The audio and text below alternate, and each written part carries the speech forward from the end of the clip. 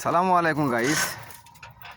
বাবলার কাটা, এত পরিমাণ কাটা, ওহ, তো বইলে বোঝানো যাবে না। এত বাবলার কাটা, ও কিসের ঢুকিয়ে গেছে রে, ও পুরো সঙ্গে ঢুকিয়ে গেছে রে। এ রে বাবা রে, শালা মরে গেছি রে।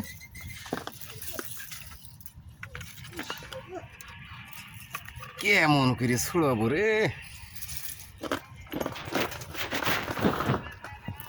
ওরে চারা বাবলা গাছে কাটা কত রে, চুলারের ভেতরে কাজ করা। ওরে কিভাবে কাজ করতে হয় দেখেন। প্রবাসের মাটিতে টেকা,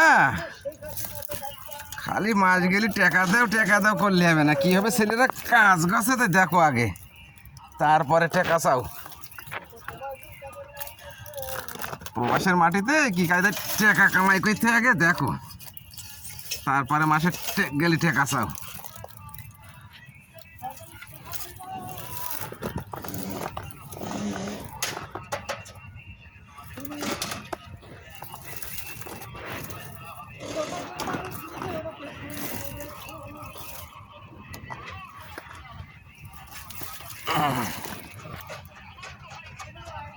পুরা বাবলার কাটা, পুরা বাবলার গাছ। আর আমি দেখাই, সেফটি জুতো আছে পায়ে সমস্যা নেই,